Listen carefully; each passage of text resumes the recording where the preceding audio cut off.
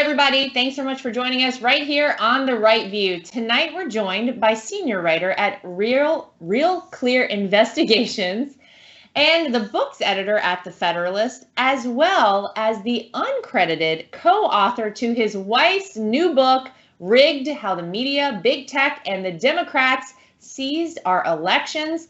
Mark Hemingway. Mark, thank you for joining us here at The Right View. Before we get to this new book, because obviously I really want to hear all about it, I want to hear a little bit about you, about how you got started. I feel like you've written for so many different outlets, MTV.com, The Wall Street Journal, USA Today. You've appeared on basically every major news network. Did you always know that you wanted to go into journalism? Was there something specific that you were passionate about? How'd you end up here? What's your story? Yeah, that's a good question. So I'm originally from Oregon. I grew up in Bend, Oregon, which is a town in the mountains there. It's a reasonably rural place, about 4 hours outside of Portland, although these days it's exploded. It's become quite the popular tourist destination. But I grew up fairly, isolated from politics, thank goodness. But I knew very early on I wanted to be a writer. I just sort of figured that out. I always say this, it's weird. I feel like you can be a big time screw up in a lot of different ways. And if you get two decisions right, you figure out what you want to do for a living and who you want to marry, then a lot of other things fall in place. And I got really lucky in both of those situations. So true. So yeah, I figured I wanted to be a writer pretty early. And journalism, of course, is sort of, the easy path into that. I got a degree in journalism at the University of Oregon. And I moved back to Washington. It was kind of a strange situation where, even though I grew up sort of isolated from politics, my dad was ex-military and had lots of ties to DC. So I had a few connections that were, helpful, at least just in terms of places to stay. And, next thing you know, I was working for USA Today and some other places where I had, some good, leg up. So I had some good entries into the industry, as it were. And I have now, and over the course of my career, worked for 3 political magazines, 2 daily newspapers, a financial wire service, and a number of websites or whatever. So there's not much in journalism that I haven't sort of dabbled in, let's put it that way. I totally hear it. Well, you obviously have made a name for yourself. Your wife has also made a name for herself. I'm going to fangirl for a second here. Your wife is Molly Hemingway. We're both Fox News contributors. Obviously, your wife has so many accomplishments, and she's so well known, I feel like, to so many people, especially from Fox, but in the political world. How did you guys meet? Did you meet in DC? Yeah, actually. So my very first job in DC was at this sort of political nonprofit where I was working with college journalists on campus. And Molly's actually a second career journalist. She was working on sort of the programming, fundraising side of the organization. I pretty much, fell in love with her the instant she walked into the room. And long story short, 7 years later, we got married. 7. Okay, so you're making me feel better because I've said this on this show before. My husband and I, it was 6.5 years after we started dating that we got married. I can't believe somebody out there was longer than that, though. Mike, what was going on, Mark? Well, you weren't sure? So my wife is a pastor's daughter, and she's, very, Lutheran, and okay. I was a lapsed Mormon, so that was already an issue. On top of the fact that I spent, much of my 20s sort of, barely employed as an itinerant journalist or whatever. I had to sort of like settle in. Although the funny thing about it is, she had all these reasons for, sort of pushing me away, but at the same time, I knew, immediately when I met her that, what I wanted and sort of, push for this all along. And then when, once it happened, it happened quite suddenly. It was kind of funny. It's like I barely got around to sort of corralling her. We just started dating and she was like, okay, let's get engaged. And it was just like, oh, okay, great, let's do this. And we, got married and had a child in less than a year. And it's just, we've been married for 15 years, I think, a couple of weeks ago. Yeah.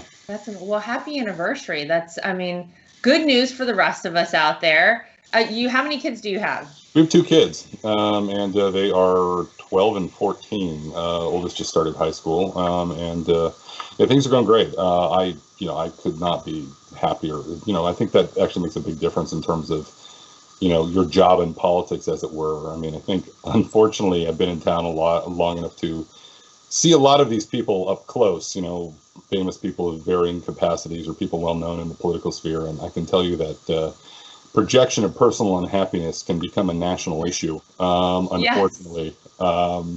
there's a lot of, sort of embittered people in this profession, and unfortunately, there's an impact on the rest of us. And I like to think that I'm, doing my part by staying very, very happily married. Well, happily married with a family. And by the way, your kids are, so my kids are 2 and 4. They're very young, but I am, one of the reasons that I do the things that I do is because I want to ensure that this country is a great place for my kids and for future generations. But your kids being basically teenagers, it's kind of a tough time right now. Is there anything in particular that, as parents of kids the age that you have, that you and your wife are concerned about? Because I feel like, gosh, especially there in Virginia, we've seen so much about, critical race theory. So many parents, in Loudoun County pushing back on these things. How do you guys deal with it, and how are your kids handling things? Because I feel like it's a tough time right now. Oh, it totally is, but my kids are doing fantastic. My wife and I decided very early on they weren't going to public school.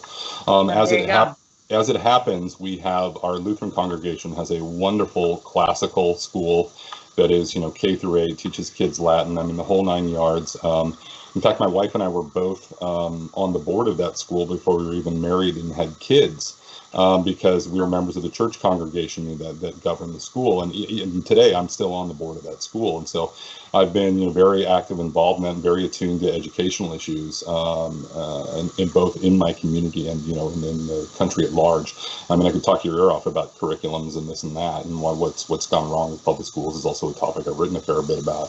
So I think the issue there is to be sort of acutely aware of what's going on in sort of the broader American culture. I mean, I think when I was growing up, a lot of people used to just take for granted that, well, if you send your kid to the public high school down the road, at least half of the teachers probably go to some church on a weekend and have some like Judeo-Christian morality they want to instill in kids. Like this day and age, you just can't make those assumptions. Oh God, no. And absolutely. We figured that out early on. The problem, of course, however, is in a place like DC and stuff, there are a lot of underprivileged kids, and I'm pretty proud of being able to keep tuition relatively affordable at the school the K through 8 school my kids were at. But my oldest is now in high school, and the private educational options around here are not cheap. So, I mean, this is an issue I feel like we really, really need to address, and it's something I care quite a bit about. Simply because of my own kids, but I also want this for other families. We've got to have affordable options outside of the public education system, and or work really hard on reforming the public education system. I mean,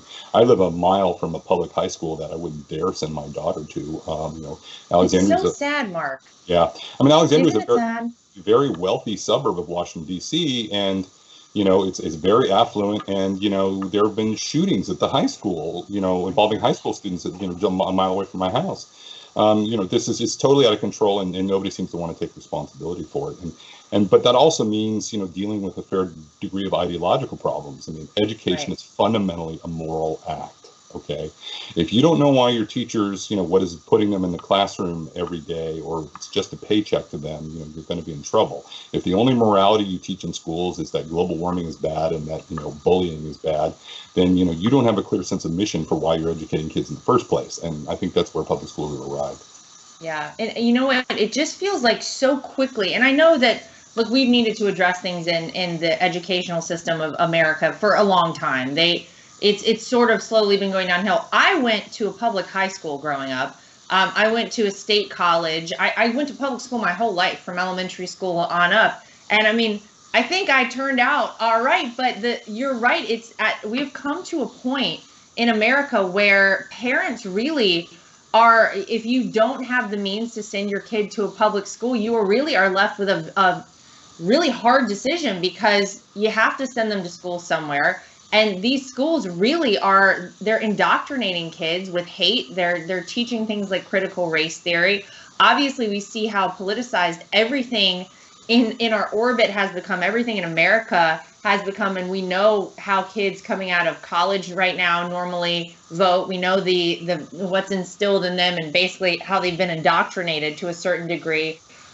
So it's tough and it's scary, and it shouldn't be that way. Because if we continue on this path and we have a generation of kids who grows up learning that their country is evil, that it was founded by evil racist people, that it is all inherently racist, and that we should hate one another, I mean, the outcome is not looking too bright for what could happen down the line. So I don't know how to get out of this mess, but it is a mess. And I think the one thing that was really, or one of the silver linings, I guess I should say, out of COVID is that parents were finally alerted to what their kids were learning in school, because for so long we sort of just assumed, kind of like you said, well, you send your kid to a public high school, you send your kid to a public middle school, even in elementary school, they're going to get a decent education, they're going to learn the basics. And then what parents found out is that when they were sitting in on these Zoom sessions of virtual school, which is a whole nother topic, but they found out that their kids really were learning things they would never want them to learn, that they shouldn't, there should be no opinion, there should be no politics in teaching. But it has brought up something that I think maybe we should have been paying attention to sooner. I don't know, and I don't know the answer. There's a lot more homeschooling happening. There are a lot more people trying to get their kids, into private schools right now. Is there any way out of this as far as you see? I definitely think so. In fact, I think my involvement in private education and classical schools in particular, and Christian schools, has given me a lot of hope. I mean, there are some things happening, like, for instance, Bill Lee, the governor of Tennessee, is partnering with Hillsdale College to, launch dozens of classical charter schools in the state. And I really think something like that can in fact have an impact. But I think the biggest thing, is, like you pointed out, is already, whether they wanted it to or not, happening, which is that parents have to be aware of what exactly is going on in their schools. And, I can tell you from my own personal experience during the pandemic, the classical school that I'm on the board of, it was already at capacity with 200 kids before the pandemic happened. When the pandemic happened, we literally had to take our application off the website because it was so out of control. Parents were looking for an alternative. But I mean, I think the other thing is that, we focus in on so much about the ideology, and rightfully so, the toxic ideology that's being taught in schools, that glosses right over the fact that kids aren't being taught to read. They're not even at proficiency level. They are not proficient in reading, in math, in science. And it's what? I find that, honestly, if even just teaching kids, to be proficient, on an academic level in terms of reading and basic capabilities in math, goes a long way toward dealing with this. One of the most remarkable things that I've witnessed is that they teach the kids informal logic at the school that my kids go to. So that means, like, they learn how to spot logical fallacies and things like that. And they do a really good job of it. And it's just, I sit there with my, 14-year-old daughter, my 12-year-old daughter, and you turn on cable news, or I show them a tweet or whatever, and they're just immediately blurting out, ad hominem, non sequitur, appeal to authority, when you're given a proper education, you pretty quickly see the problems of the world around you. And I think part of the problem we're experiencing right now is so many people, they're well educated, but in the sense of credentials, but they're not well educated in terms of, understanding what's wrong and what's right, and, what is illogical. And that's where we're at right now. Sorry, we got off on a tangent on education, but I just think it's so important, and it's something that I constantly think about, because I feel like maybe I was one of the last generations of kids that could have gone through public school from the beginning to the end of my, public school career, kindergarten through, being a senior in high school, and come out with the ability to critically think and analyze things, and not just be spoon-fed a point of view. And I hope we can get back to a place where, public education is something we can count on, because we should be able to. Gosh, our tax dollars go to it. So I want to get back to the book. Obviously, you and your wife are both accomplished journalists. Your wife is also a senior journalism fellow for Hillsdale College. You just referenced Hillsdale, senior editor for The Federalist. She's a Fox News contributor alongside with me. She's now the author of the book Rigged: How the Media, Big Tech, and the Democrats Seized Our Elections. So it's a two-part question, Mark. One, how do you feel about being her uncredited co-author? And she gave us that term. I just want to be very clear. Right. And then tell me more about the book, because I think that this is a very important book, especially for right now as we're leading into 2022 and 2024. Well, look, if my name isn't on the book, it's on the joint checking account where the book advance was deposited into. So maybe most important. Well, no, just sort of the nature of the book. It ended up being written on a sort of a very short notice, and I was slowly drafted into, joining forces with her to finish it. So, yeah, I mean, I did genuinely co-author the book with her, but, that doesn't mean for a second that I can pretend to do a lot of things my wife does. I mean, a lot of the best parts of the book are all her. She did some absolutely outstanding, reporting in terms of, going out and tracking down information. And a lot of what I was doing was, clean up and editing and other things that needed to be done as the book was being written. And it happened that I had done a lot of reporting on election integrity issues in my day job at Real Clear Investigations that turned out to be useful for the book that, is somewhat, summarized or, recounted in various ways in the book. So I was able to contribute that. So it just worked out very well. And we've been working together, for a long time. Having two journalists in the house shouldn't work at all. But as it happens, we're very different in complementary ways. My wife is very sort of, left brain German orderly in terms of how she thinks. She's very linear and focused and all of that. And I tend to become from a more sort of abstract creative side of things, and we work well together. So. Well, that's so good. So tell me about the book. And, like I said, I feel like as we head to 2022 and 2024, this sort of book is very important. Really, people want to know what happened in 2020. How did it happen in 2020? And what do we do, Mark, to prevent it from happening again?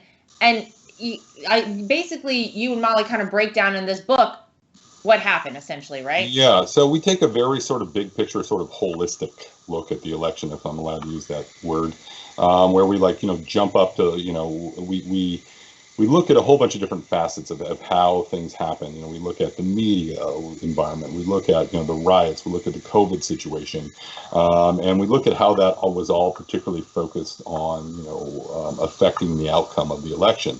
So there's a lot of stuff in the book, where you're talking about, say, big tech and censorship and things like that, where, that obviously had a massive impact on the election.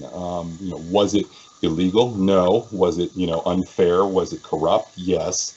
And, a lot of the attention since the election has been focused on whether or not the election was stolen, rather than, I think, focusing on the bigger picture of whether or not all these things that happened that were sort of unfair and corrupt that led up to it.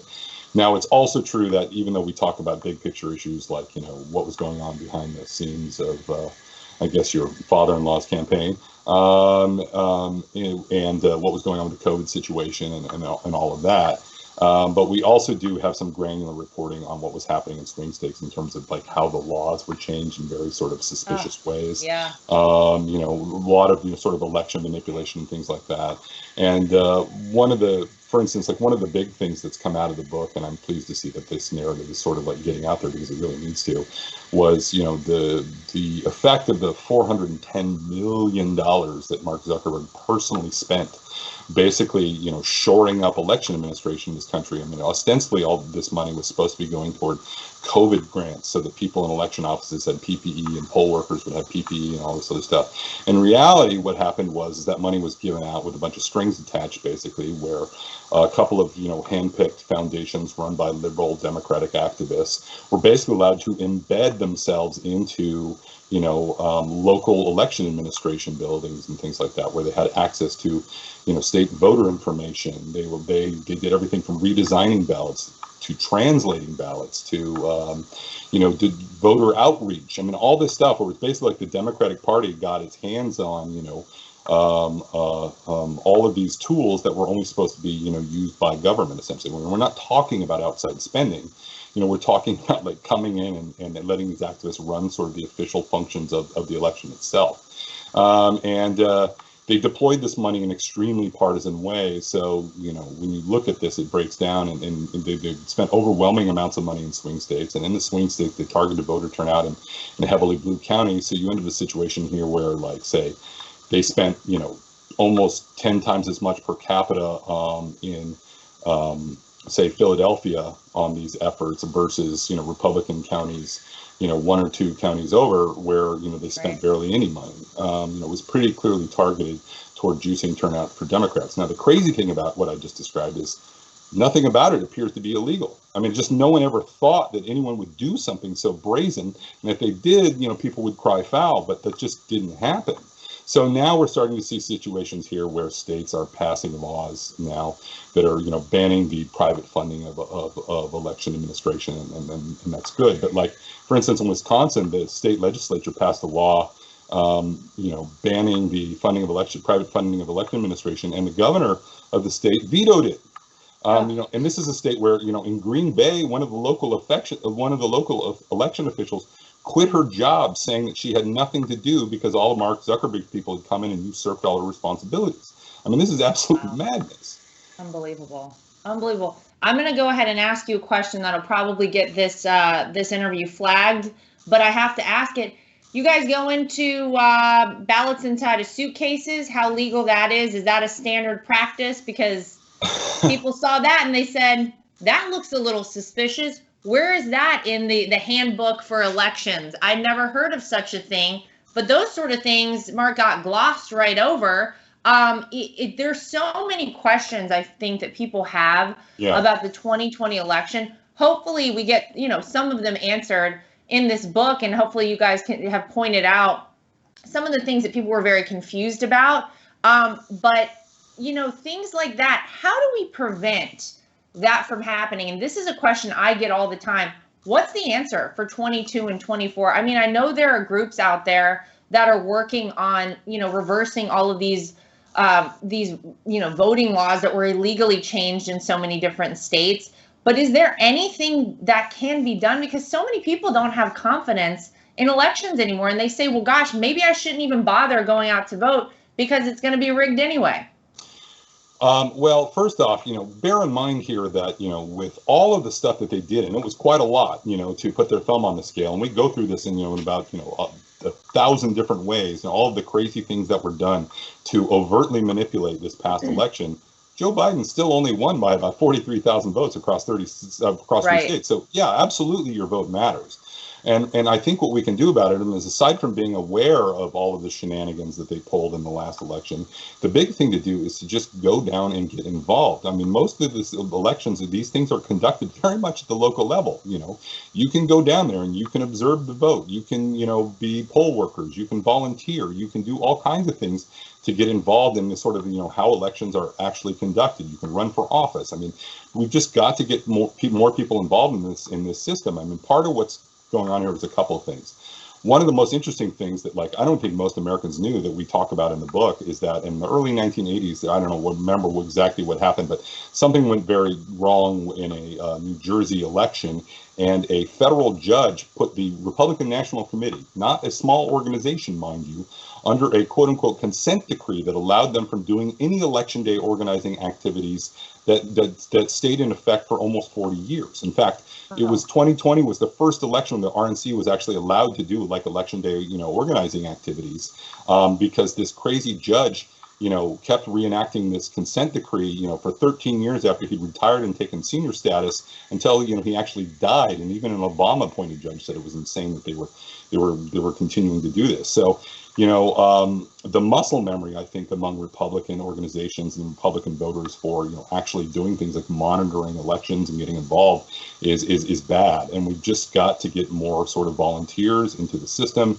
and people just paying more attention. I mean, I think that's the number one thing. When you Democrats always have this army of college kids and, union members who get paid to do this stuff, on their behalf in sort of corrupt ways. But they always have an army of people on the ground. That's why they're so interested in ballot harvesting and all these other things that Republicans have trouble matching. Well, maybe if we get enough Republican volunteers to start paying attention to this stuff that can sort of match their manpower on the ground, then, it won't matter nearly as much. And you can get involved. Yeah, people should get involved. I would love to see more people, especially on the Republican end, getting involved. Now, I just mentioned how we would probably be censored based on, my last comments.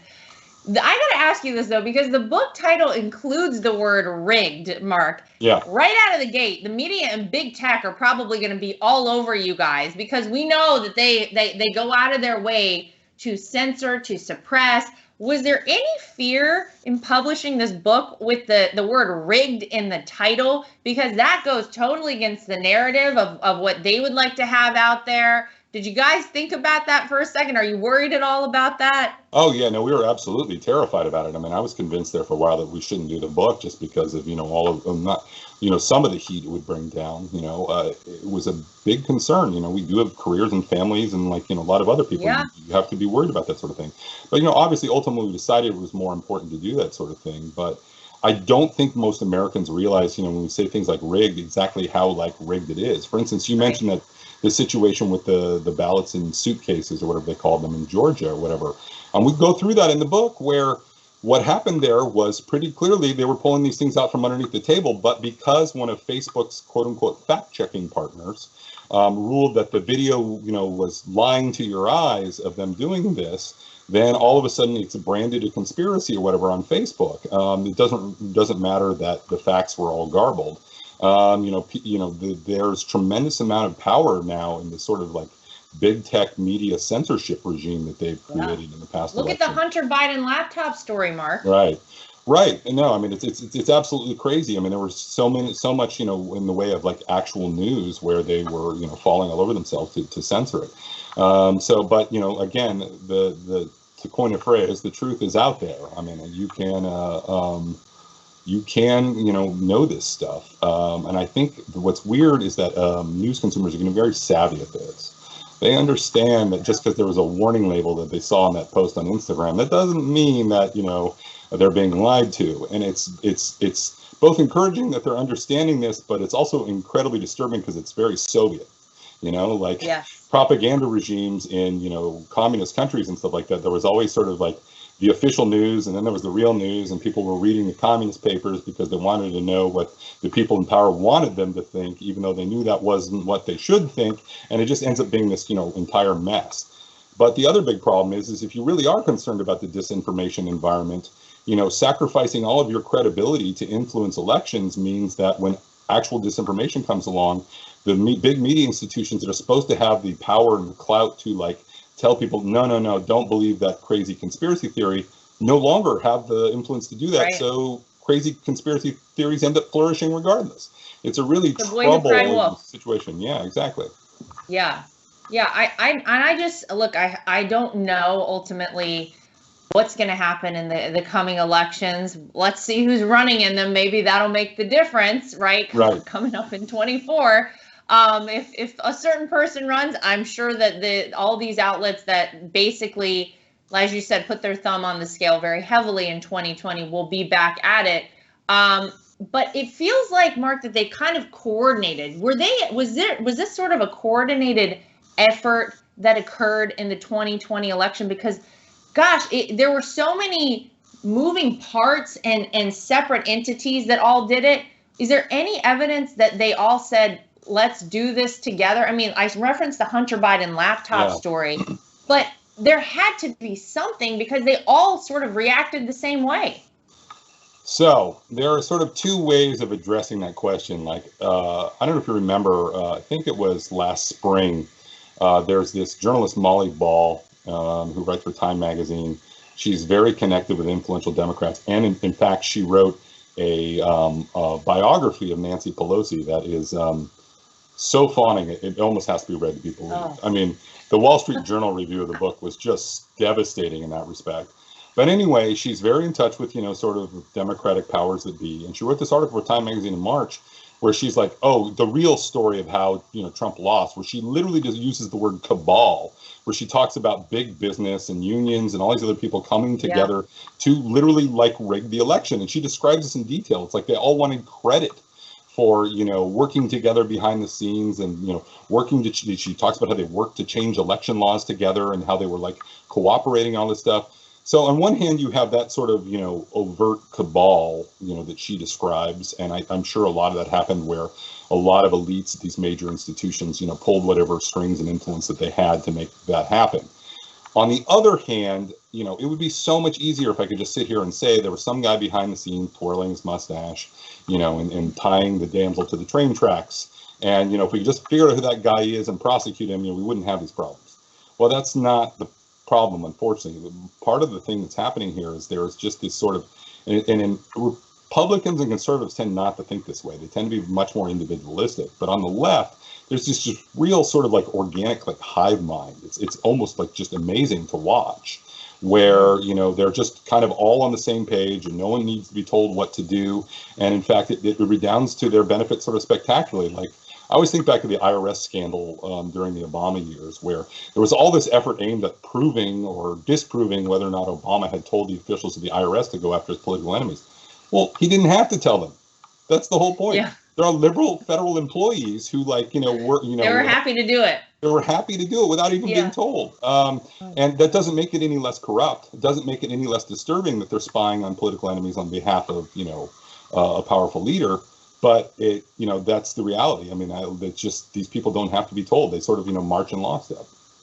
Wow. Well, look, we'll see what is to come. Obviously, none of us has a crystal ball. We can't predict the future, but I just tend to think that there are so many Americans that have been awakened over the past, I'm going to say 6 years, but really even the past 10 months, as to, what we had prior to this current administration and this current president. And you see exactly how just out of whack the 2020 elections felt to so many people.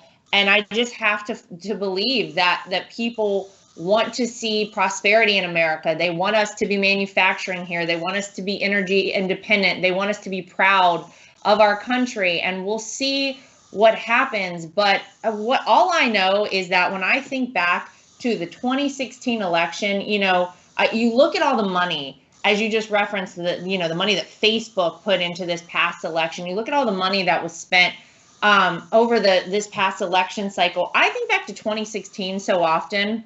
I'm just going to take a little aside here and say this, because our campaign in 2016 was probably the most like ragtag group of people coming together. None of us had any real experience in politics. None of us knew how to run a campaign. We really didn't know exactly what we were doing, but we felt like the little engine that could, and it felt like America really responded to that.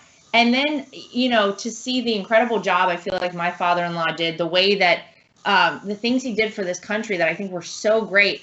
They knew they had to take him down in 2020. We were such a sophisticated campaign come 2020, and they knew that these were the ways strategically that they had to fight against Donald Trump. I'm curious to see if he comes back in 24, what they've got, because it is, I think that they are terrified to have him back there. I think that he threatens everything that they stand for in the swamp. God bless you for living there and in that area, because it's a tough place to exist sometimes. But I'm just curious to see how this all goes down in 22, 24. I hope Americans have confidence again in our election systems, because we have to. I think that this country, how do you go forward not believing in elections? This is like a banana republic otherwise, right? If you don't have that. But I ask everybody this, Mark, what do you think is the best part of America, and what do you think is the biggest threat to the future of our country? And I feel like now is a time where this is an important question. There's a lot to be said about that. I think obviously the best part of this country is the part that exists, outside of government. The natural strength of this place has always been the Tocquevillian sort of, little platoons, that we have our own little social organizations, whether it's, the Elks Lodge or, the local Presbyterian church or whatever. The whole point of America was to create a system where there was enough freedom where people could live their lives outside of government. And unfortunately, I feel like, and I say this as someone who's lived here 20 years in the DC area, what I have witnessed in terms of just the influence and the wealth just funneling into this area is just absolutely astonishing, and I think it's a real reflection of the growth of government that's crowding out the best part of this country. I think something like 7 of the 10 richest counties in the United States now immediately surround Washington D.C. It really is a problem. So I think it's the general growth of government, but if I'm allowed another thing to throw in there, I think what's going on right now with the sort of free speech threats to this country, I don't think people realize the sort of merging of, say, Facebook's power, which now basically they're the largest internet platform with 3 billion monthly users. They can virtually dictate what the press in this country say, and at the same time they get enough political pressure from Democrats that they see their job as making Democrats happy so that they can keep the money flowing. And you have this just sort of unholy triumvirate between the press, Facebook, and the Democratic Party. And until we break that up, there's not really going to be a free information environment in this country, where we're going to be subject to a lot of censorship. And I think that we need to, really get a handle on the censorship, free speech issues, because right now the media environment is, almost totalitarian in the way that they approach this stuff. I mean, they think they're entirely justified in partnering with Facebook to silence people. Yeah, well, you said it. It's very Soviet, a lot of these things that are happening right now. Maybe there are a lot of people that don't realize that, but I think there are more people that do. So I hope that they stand up. I hope they get out and vote in 22 and 24. And then I hope they read the book Rigged, because we need to learn about these things so that they don't happen again, so that we can fight back against them. So Mark Hemingway, I want to say thanks for joining us here on The Right View. It was great to hear from you. Great to talk about the book. Where can people find it, by the way? They can find it anywhere books are sold. I mean, it's one of the best-selling books on Amazon right now, so I'm pretty happy about that. But Barnes and Noble, obviously, if you're concerned about Bezos, I get that too. Wherever most big bookstores should have a copy. Amazing. Well, thank you for joining us. Keep up the good work. Say hello to your wife for us. Absolutely. Keep up the great work with your kids. Like I said, I'm lucky mine aren't that old yet. I could still kind of reign over them a little bit, but it sounds like you guys are doing a great job. So we appreciate it very much. Thanks for joining us. And to everybody at home, as always, thanks for joining us. We'll see you back here next time for more of The Right View.